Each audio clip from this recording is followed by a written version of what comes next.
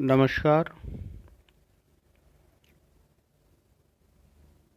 राजकीय विधि महाविद्यालय बूंदी के यूट्यूब चैनल पर मैं देवेश पाठक, सहायक आचार्य, आपका हार्दिक स्वागत और अभिनंदन करता हूँ।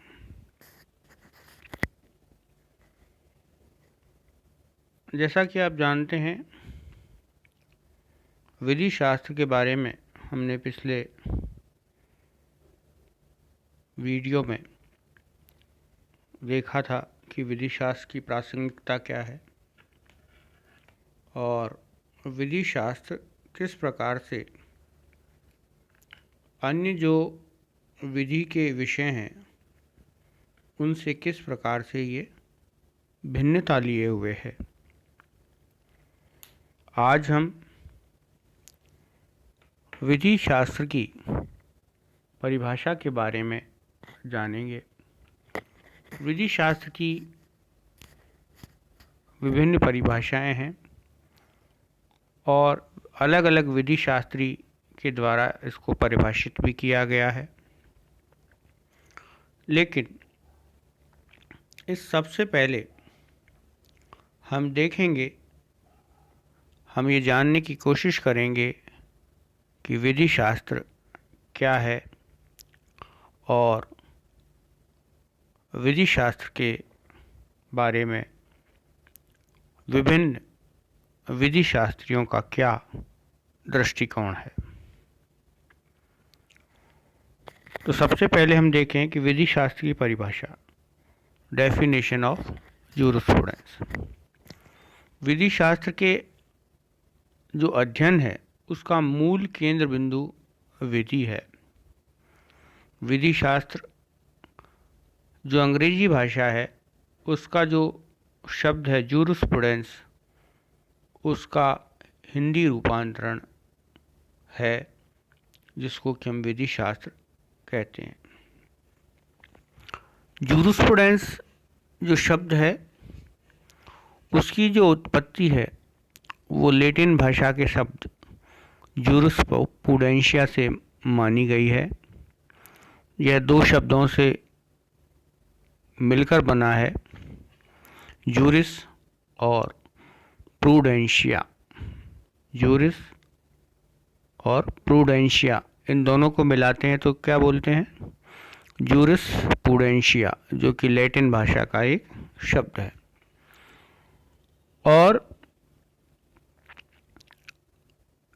इसका जो अर्थ है, जूरिस का अर्थ है विधि से है और प्रूडेंशिया शब्द का अर्थ ज्ञान से है।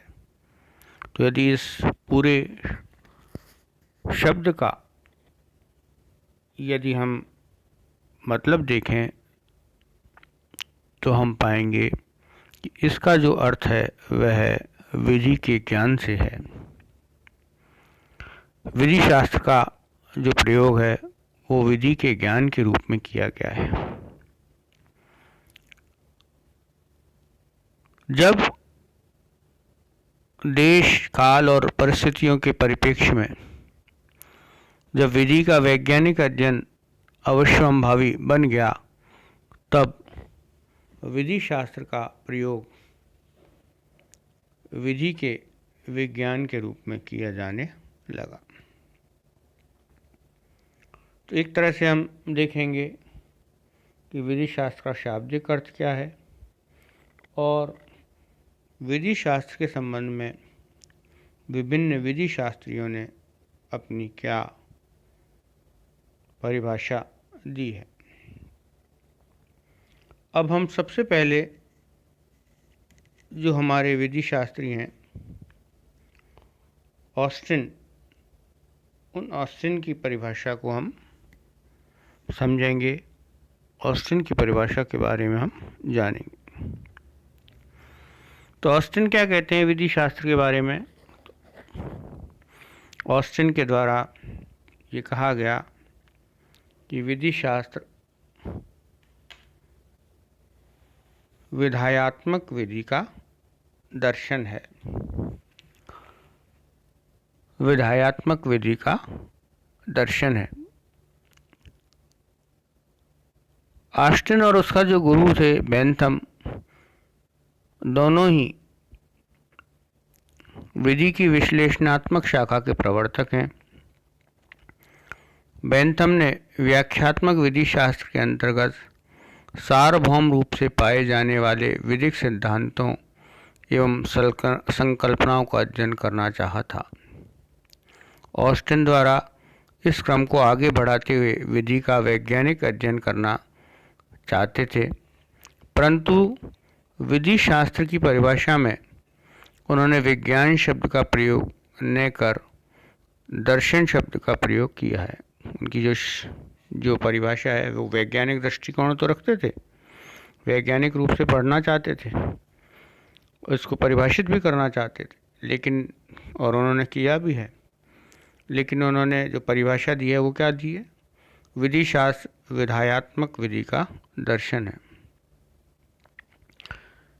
इसका जो सीधा जो बात हम देखें वो ये है कि ऑस्टिन द्वारा विज्ञान की जगह दर्शन का प्रयोग प्रथम दृष्टया अस्वाभाविक प्रतीत हो सकता है, लेकिन अलग अलग विषयों के विकास के चिंतन के क्रम में यह अस्वाभाविक नहीं है।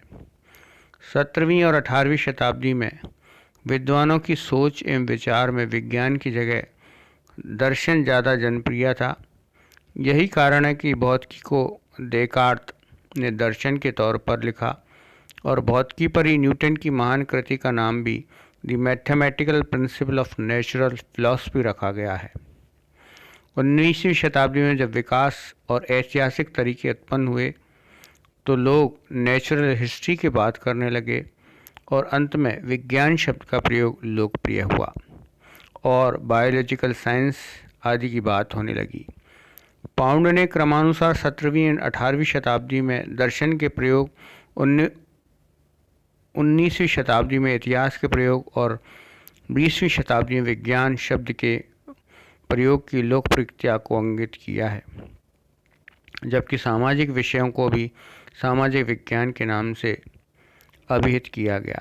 ऑस्टिन की परिभाषा का दृष्टांत प्रस्तुत हुए पाउंड ने स्पष्ट किया कि प्रारंभ में विधि शास्त्र विधि का दर्शन माना जाता था और स्वयं ऑस्टिन ने सामान्य विधि शास्त्र या विधायात्मक विधि के दर्शन का प्रयोग किया है।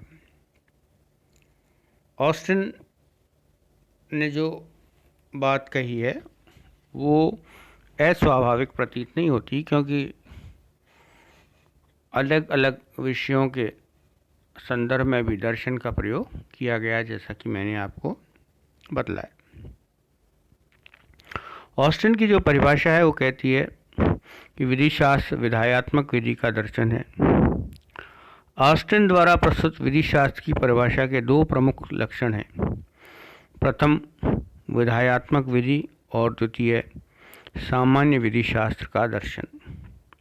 विधायात्मक विधि का तात्पर्य स्वतंत्र राजनीतिक समाज में संप्रभु या सर्वोच्च सरकार के व्यक्त अथवा अव्यक्त प्राधिकारिता प्राप्त सुस्थापित या तथ्य रूप में मान से लिया गया है।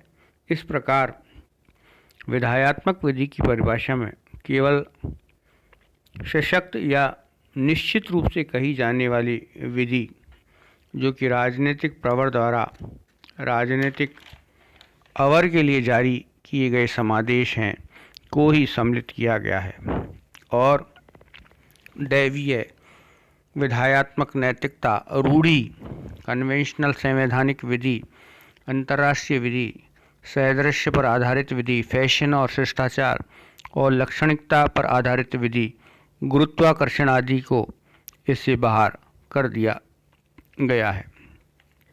ऑस्टिन ने विधि में केवल उस बात को माना है जो कि एक राजनीतिक प्रवर के द्वारा राजनीतिक अवर को जारी किए जाते हैं। अन्य जो फैशन के नियम हैं, शिष्टाचार के नियम हैं और अंतर्राष्ट्रीय विधियां हैं, इन सबको ऑस्टिन के द्वारा अपनी विधि शास्त्र की परिभाषा में विधि शब्द के अंतर्गत उनको शामिल नहीं किया गया है। ऑस्टिन द्वारा सामान्य विधि शास्त्र या विधायात्मक विधि के दर्शन का प्रयोग एक विशिष्ट अर्थ में और एक दूसरे के पर्यायवाची के रूप में किया गया है। ऑस्टिन ने सामान्य के साथ या तुलनात्मक भावार्थ प्रस्तुत किया है और दर्शन के साथ या सामान्य सिद्धांतों भावार्थ प्रयुक्त किया है। इस प्रकार से ऑस्टिन के विधि शास्त्र की परिभाषा का तात्पर्य कई विधिक व्यवस्थाओं में पाए जाने वाले सिद्धांतों, मनोभाव, नेशन या विभेदों, डिस्टिंक्शन से हैं। इसी तरह दर्शन का तात्पर्य विधि के सामान्य सिद्धांतों से है। विधि शास्त्र की परिभाषा देने से पूर्व ऑस्टिन इस तथ्य से भली भांति परिचित थे कि विधि शास्त्र का प्रयोग संदिग्धता से मुक्त नहीं है। उन्होंने स्वीकार किया कि विधि शास्त्र का प्रयोग